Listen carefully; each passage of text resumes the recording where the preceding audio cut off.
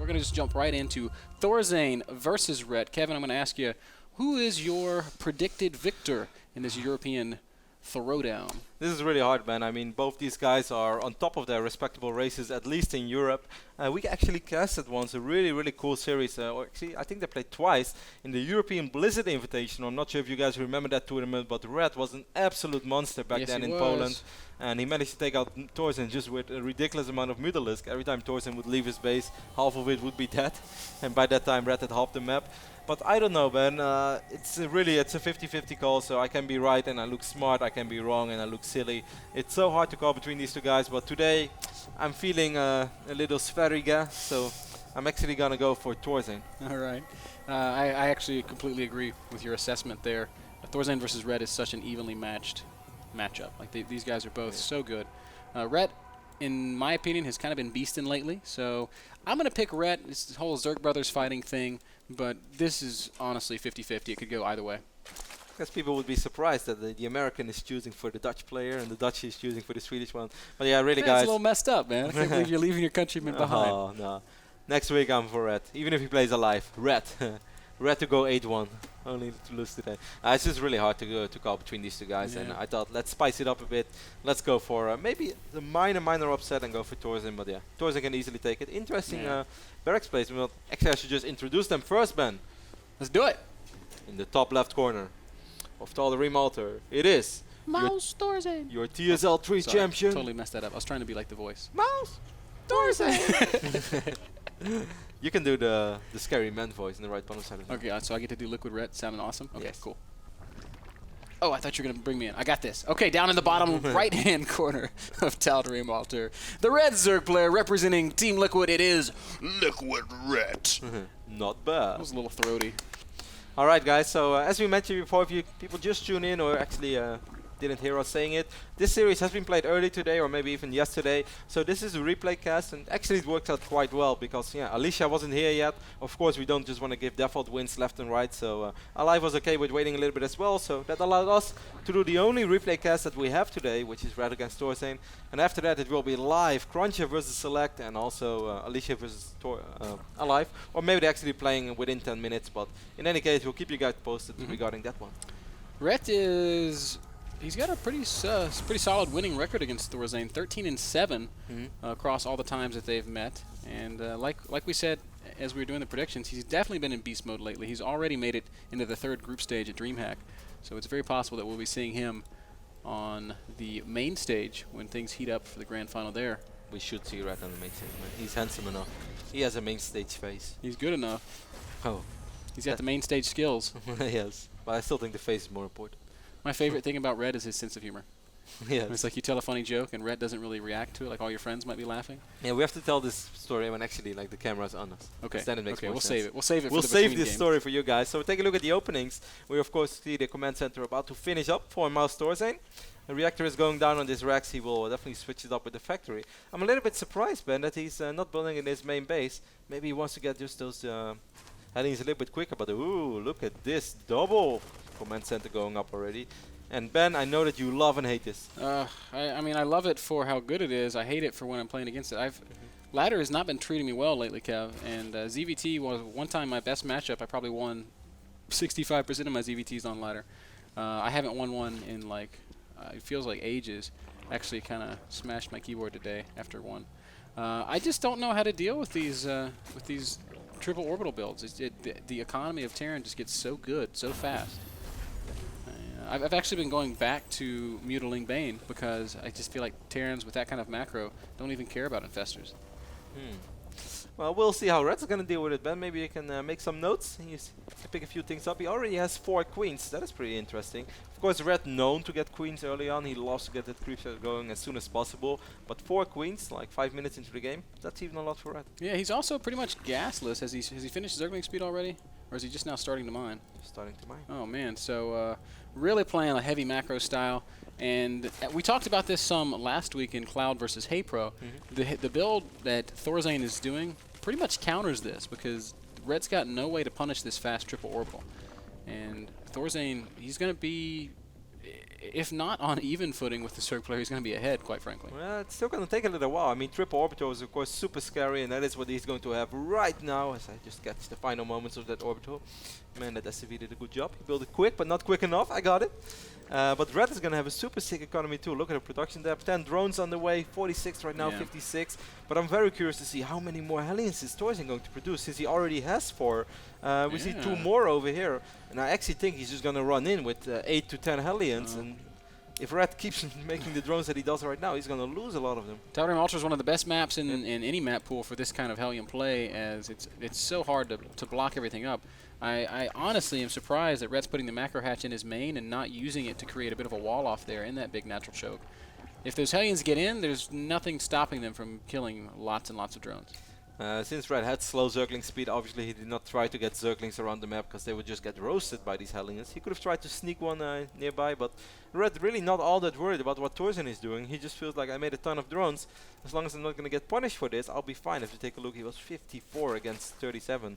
The good thing for Thorzain is, though, not only triple Mew, 3 SCVs at a time. That's scary. What? Oh, man. Actually, I think Rhett might just be dead here. He's got no units out. He's making some lings, but speed's not finished yet. These Hellions are going to devastate Thorzain's economy. God. Oh my god! Speed does finish, and Red is streaming in with all the lings that he has, but I don't even want to look at the workers lost. I want to look at it. 24 so far, so much for that scary economy. And Thorzain is far from done. 6-7 Hellions still alive, pretty much full HP. And all that Red has is Queens. Now finally some Links are about to pop. Link speed is ready as well, but... oh man, this hurts me to watch. It hurts my Zerg heart, as these Hellions are just all-star Hellions right now. And this is what we were talking about. This is a map where if the Hellions get in, they're going to run around forever and they're going to get tons and tons of drone kills. So maybe we could say Ret making a small mistake. Not really building in a way that is good against this. 33 workers in total lost. That leaves, what's the 32 to 53 SCVs. Ooh, it's going to be really, really difficult to recover here. Yeah, the good thing is Thorzain can just do this over and over again. He knows that Red wants to recover from this. He knows he wants to make more drones. So Thorzain's like, all right, here comes take 2. Round 2. Drones versus Hellions. Well, right now, Thorzain just content to scan and kill some creep tumors. There are 2 Zerglings on the map. This time, Rhett's got better unit positioning, as he can kind of block that up a little bit. Now, if there's a Hellion below that spine crawler, this would never or I'm sorry, a hatchery below that spine crawler, he wouldn't be able to run in like this. But poor drone, wrong moment. Unfortunately, it's not the way it's going to be, man. And Rhett doesn't even have a roach warren. He's forced to build Zerglings to deal with this. Those 18 Zerglings is literally all the Zerglings he's going to have. He's still losing so many drones. This game is actually getting kind of ridiculous. Yeah. If it wasn't ridiculous already. Thorzain's just going to try to get a couple of big shots off. Look at all those drones. They're still kind of stacked up. Finally, a surround. Drone surround. It's going to result in a lot more drone losses. And what was 34 is now 53. I don't think I've ever seen that many workers killed in an 11-minute game. I don't think so either, man. That's kind of how Korean TVT was for a little while. But Thorzain is right now like, not bad. Yeah, this is an okay position. I think I'm ahead. Yes. I think it's safe to say that I can go for my third base now. Yeah, Rhett's going to want to make drones for a while longer. He's going to come up and check and see that Thorzain is taking out these rocks. Unfortunately, he's also going to lose a handful of Zerglings that he just can't replace right now. He did catch a glimpse of that third base, so I don't know if that's a good thing or a bad thing. I think he rather didn't catch a glimpse, but he does know it's there. Finally, Red kills something as well other than Hellion. An SCV. Manages to catch an SCV out on the map. Rhett has been staying on top of the creep spread, so he's going to be... Well, he's going to be dead anyway. Creep spread is important then, but I'm not sure. If only creep would deal damage. It's kind of all he can do right now, spread creep and build drones. Yeah, he's also starting up baneling speeds, trying to play Zergling and Fester. Even that's a questionable choice given what he knows. But what else can you do? I mean, Zergling Infestor is really good, but you need a sick economy to back it up. Every Zerg out there knows that. Even when you don't play Zerg, and when you took this much damage early on, it's going to be really hard. If you take a look at Eunice's resource step, I mean, that's kind of bad for Red, but that's not even a half as bad as this actual state of the game suggested. And that's just because, well, talking about cost efficiency, Hellions, I think they're pretty cost effective. Yep. And how many Hellions does he have on the map right now? Thorzain's going to transition into a kind of biomech. All of his Hellions are gone. Okay, so he's just going into Marine Siege Tank. That's kind of interesting. Maybe he just does not want to lose any more Hellions. He's like, my Hellions did so well today. They can all retire. They can all retire. All the... Siege Tank is here to clear it up. And the Starship Troopers are, all right, man, I've trained for this so long. Starship Troopers? Yeah. All these Marines. Have you seen Starship Troopers? You know, actually, I had 2 movies in my life. Meanwhile, we see a small engagement over here in the Sun Like Watchtower that I really want. I'm sure that everybody out there has it. There's this movie you heard about once, then you want to see it, and you don't really get there. Then the next time you want, yeah, I still have to watch that movie. And with Starship Troopers, I literally have this right now for 4 or 5 years already. I know I want to watch it. Just recently, Ben, I finally watched Escape from Alcatraz. And this, I'm not exaggerating, I'm not lying. That's a movie I wanted to watch since I was 11 years old. And I've seen it back then. I was always looking at the TV guide, what's coming on? And I was like, oh, Escape from Alcatraz, finally, because the internets were not popular yet. And my friends told me about this. I want to watch it. Missed it around 10 times, because we played that movie a lot on Dutch TV. And recently, I finally saw it. It's a Dutch classic. Yeah. I must say I was kind of disappointed, but that's but I guess waiting for it for like probably be a little 14 disappointed years. in Starship Troopers 2. It is definitely a classic, and you need to see it. Thorzain just making his way out onto Rhett's creep, splitting up those Marines so that it's going to be difficult for Rhett to engage at all. Them Pongos, man, can they kill 65 Marines? They could. It's possible. It's a little unlikely that Thorzain will allow something like that to happen. Queen. Man, Rhett's been working so hard on this creep, and it's How just often all going to go away. How often do you see a queen behind enemy lines? Once. One time. And this is why we don't see that very often. I once saw cats harass a base with a queen and kill like 13 SCVs. What do you mean? Like, Cats has a queen in every game in his enemy's base. Cats does queen drops. And pulls it off like a boss. I'm so sad. Thorzain is definitely living up to his reputation as the spoon Terran. He's not rushing this at all. He is being so methodical and patient here.